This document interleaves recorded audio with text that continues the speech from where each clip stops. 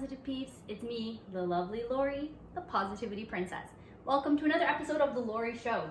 Today, I want to talk about the fact that I created my vision board, and you may have done the same thing, but you might be wondering now that I have this vision board.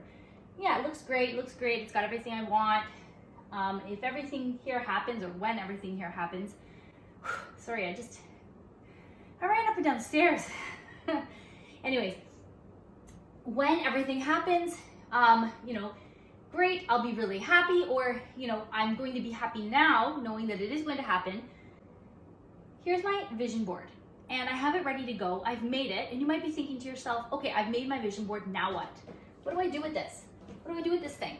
Okay, so first of all, I want to point out that I have my notebook here, so I'm going to be looking down at it every couple of minutes just to make sure that I'm staying on track with what I want to tell you guys. I got a few ideas from a video by Dr. Rose Moten, and it was about 4 ways, like, now that you have your vision board, what do I do with it? So I want to tell you the 4 ways that she mentions, and I'm going to post her video right here, okay, wherever. And she explains each of these really well, and I have 4 more ways you can use your vision board to practice, okay, or to actually use it, not just have it sitting there on your wall. Okay, first of all, the first thing that Dr. Rose says is to have it posted up, okay, so keep it in a high traffic area where you're actually going to see it. So for me, I keep it in my, I actually have it downstairs where I film my videos, where I do my work, my lesson plans, my writing. I have my desk over here, I'll show you that one day, but for me, this is high traffic for me. I don't like to keep it upstairs, as people in my family, they don't support the idea of the law of attraction necessarily, or they don't think it's real. And you know what? I don't want any negativity around my beautiful creation here. Okay, so number 1, keep it in a high traffic area where you're going to see it and be able to interact with it, which is number 2, is connect with it. So watch her video, but the idea here is to take a look at it, feel grateful, have some good feelings when you look at each of the things. Okay, so for me, I need more than just the idea of connect with it. So I'm going to keep going. Is she mentions to use I am statements and use them like affirmations. And we all know how powerful affirmations can be to reprogram your subconscious. And what I would do is look here and say, I am a TEDx speaker, and feel how good I would feel to be a TEDx speaker. I could even use 55 by 5 when doing this. Write down I'm a TEDx speaker 55 times in a row for 5 days in a row, and really feel that gratitude of having that. And after the 5 days, you let it go. I'll mention more about 55 by 5 in another video. I am a person who's going on a vacation this summer. I'm going on my cruise.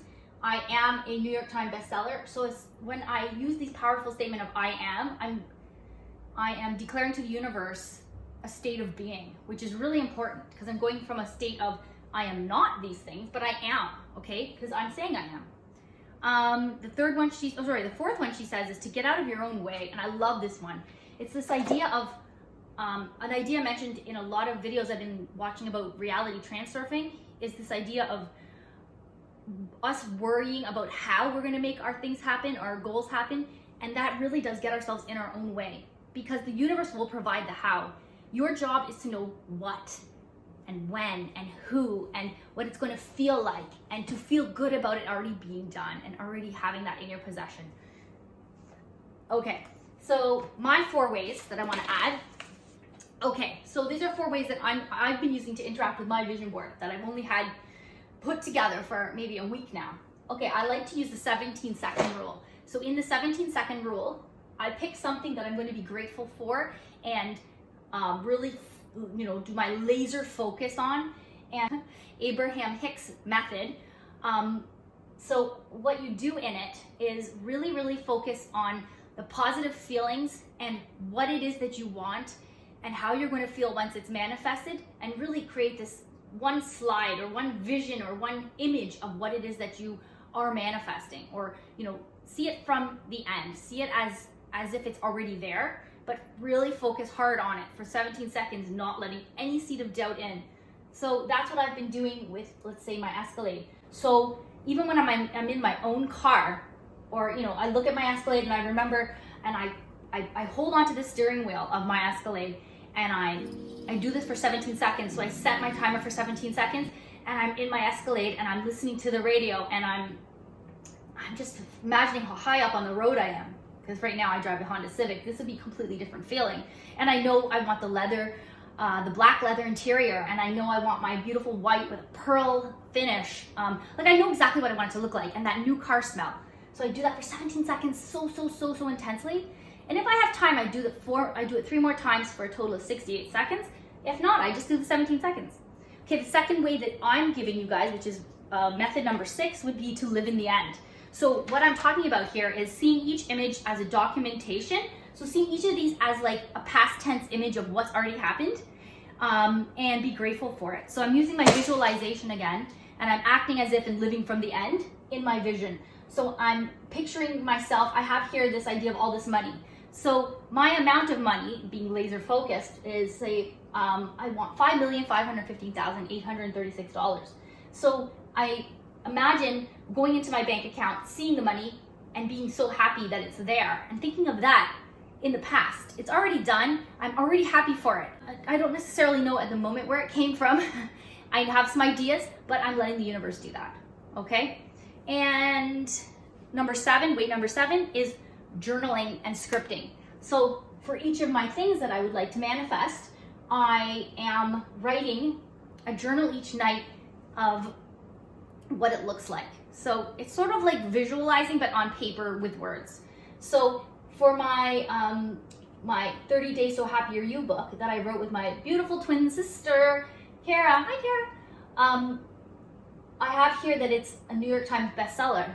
Okay, so when I am in my journaling, I'm writing down like today, almost like a diary entry. So I write down the date in the future, or I can even just start writing. I say, today I got a really cool phone call. It was from the New York Times bestseller list, and they said, you and your sister you're on our list. It's really amazing. You're at number 1. You have this many sales. I don't know the number. I haven't decided because I don't really know realistically what the sales look like to be on that. Maybe I should know more, so that I can be more laser focused. But, in the scripting, I write down exactly what it would look like, and the words we use, and the fact that as soon as I hang up the phone, I call my sister and I'm like, Kara, we did it. We did it. And then, the phone calls start coming in and the text messages, and it's just a really awesome feeling. Like to have that have happened. Wow, look what I just said. And the last one is to suspend my disbelief. And this is my favorite one. I not only can visualize doing something, I can act it out.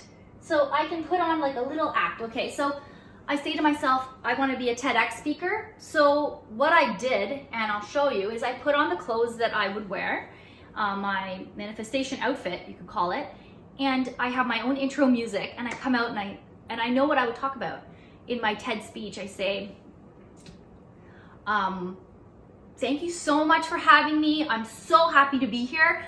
I want to start out by introducing myself. My name is Spensieri. You probably know me from my YouTube channel. I would make a joke. I would start out with something silly, but I want to talk about true happiness.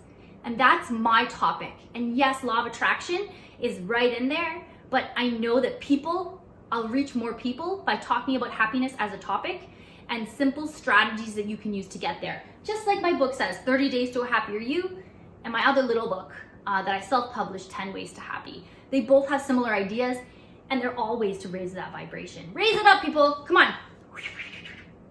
Okay, I wanted to introduce you guys quickly to a little mascot that I mentioned in my Facebook group. It's Positivity Penguin, and let me just bring him a little closer. I don't know if you guys can see this.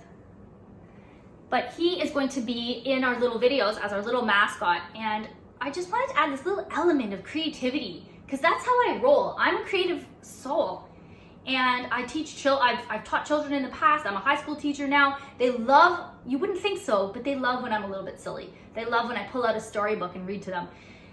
People need to reconnect with your younger self, the one who would love a little mascot, Positivity Penguin. Now, keep it, stay tuned. in the future, he's going to meet his future wife. Pretty penguin. She's beautiful. He hasn't met her yet, but you'll see what happens. Okay, so guys, please, if you liked anything you saw, please click that like button, and you don't want to miss when Positivity Penguin meets his wife. So please subscribe and click that bell button. You don't want to miss anything. And other than that, have a great day, guys, and be positive.